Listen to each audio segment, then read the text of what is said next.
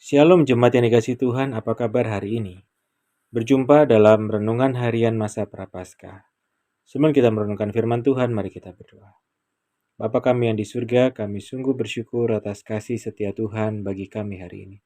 Dan kami akan merenungkan firman-Mu, mampukan dan pimpin kami untuk tidak hanya mengerti tetapi juga melakukannya dalam kehidupan kami setiap hari. Di dalam nama Tuhan kami Yesus Kristus kami berdoa. Amin.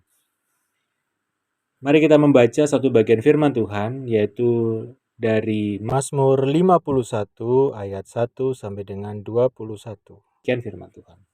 Untuk pemimpin biduan, Mazmur dari Daud. Ketika Nabi Nathan datang kepadanya setelah ia menghampiri Batsheba, "Kasihanilah aku ya Allah menurut kasih setiamu. Hapuskanlah pelanggaranku menurut rahmat-Mu yang besar. Bersihkanlah aku seluruhnya dari kesalahanku dan tahirkanlah aku dari dosaku. Sebab aku sendiri sadar akan pelanggaranku. Aku senantiasa bergumul dengan dosaku. Terhadap engkau sajalah aku telah berdosa dan melakukan apa yang kau anggap jahat, supaya ternyata engkau adil dalam putusanmu, bersih dalam penghukumanmu.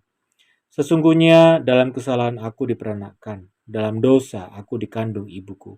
Sesungguhnya engkau berkenan akan kebenaran dalam batin, dan dengan diam-diam engkau memberitahukan hikmat kepadaku.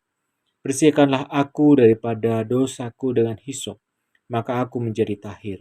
Basuhlah aku, maka aku menjadi lebih putih dari salju. Biarlah aku mendengar kegirangan dan sukacita. Biarlah tulang yang kau remukkan bersorak-sorak kembali. Sembunyikanlah wajahmu terhadap dosaku. Hapuskanlah segala kesalahanku. Jadikanlah hatiku tahir ya Allah. Perbaharuilah batinku dengan roh yang teguh. Janganlah membuang aku dari hadapan-Mu, dan janganlah mengambil roh-Mu yang kudus daripadaku. Bangkitkanlah kembali padaku kegirangan, karena selamat yang daripadamu, dan lengkapi aku dengan roh yang rela.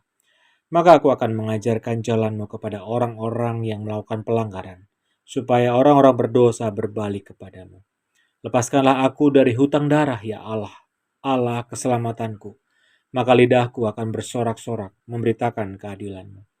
Ya Tuhan, bukalah bibirku, supaya mulutku memberitakan puji-pujian kepadamu. Sebab Engkau tidak berkenan kepada korban kesembelihan. Sekiranya ku persembahkan korban bakaran, Engkau tidak menyukainya.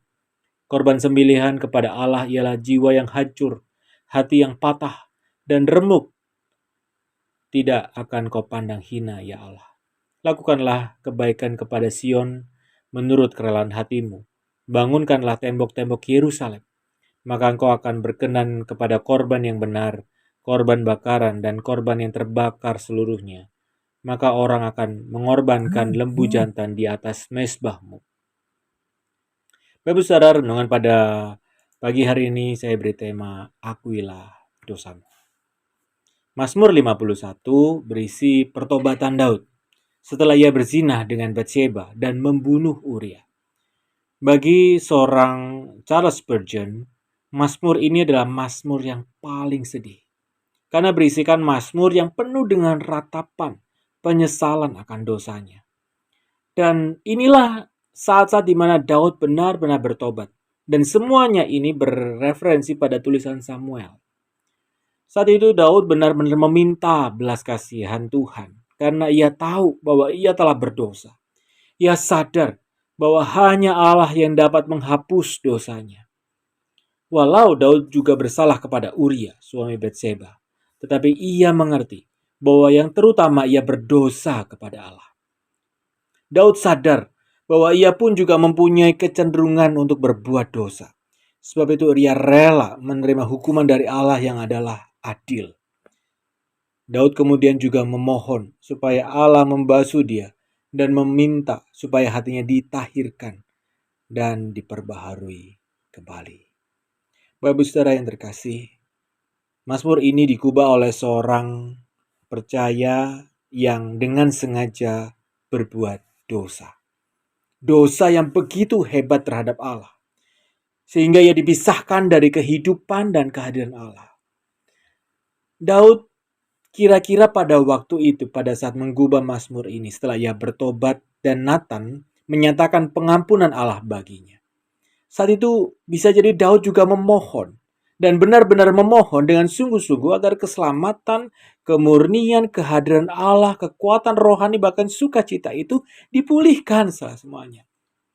Pertobatan Daud dari dosa yang begitu mengerikan dan pengampunan Allah yang begitu ajaib menunjukkan bahwa tidak ada dosa apapun yang dapat memisahkan umat Allah dari kasih Allah. Hanya saja, ia harus sungguh-sungguh bertobat. Yang dapat kita pelajari dari kisah ini adalah satu kata-kata yang cukup pilu dari seorang Daud. Kasihanilah aku, ya Allah. Pemazmur tidak menyatakan dirinya tidak bersalah. Ia tidak mengalihkan kesalahannya kepada siapapun. Oh, karena dia sih begini, karena dia begitu.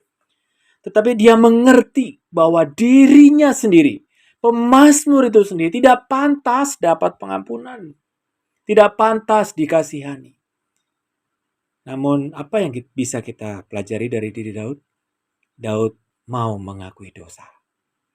Daud mau sungguh-sungguh berdoa, memohon pengampunan dari Allah. Dan Daud memohon agar hatinya kembali diberikan anugerah dan diberikan kesempatan untuk tidak berbuat dosa lagi. Bapak saudara, Daud mau mengakui dirinya berdosa. Dosa telah membuat kita cemar, menghalangi kita untuk bersekutu dengan Allah, dan membuat kita tidak nyaman dengan diri sendiri. Tapi ketika Allah mengampuni kita, Ia membersihkan kita dari dosa, supaya kita berkenan di hadapannya. Bapak Ibu, saat-saat Prapaskah ini menjadi saat-saat yang baik bagi kita, untuk kita berbalik kepadanya. Untuk kita memohon anugerah dari Tuhan. Akuilah dosamu di hadapan Tuhan. Mari kita berdoa. Bapa kami di surga, kami memohon anugerah-Mu untuk mengampuni setiap dosa kami. Tuhan tahu apa yang ada dalam hati kami. Dosa apa yang terselip di lorong-lorong gelap hati kami. Tuhan, ampuni kami. Kami memohon anugerah-Mu untuk terus menopang kami, memulihkan kami, bahkan mencelikan mata hati kami.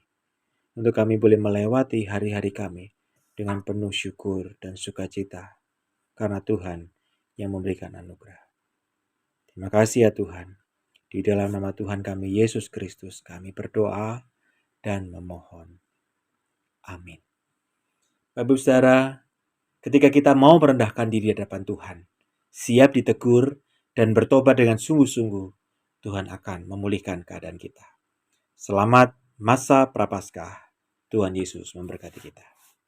Amin.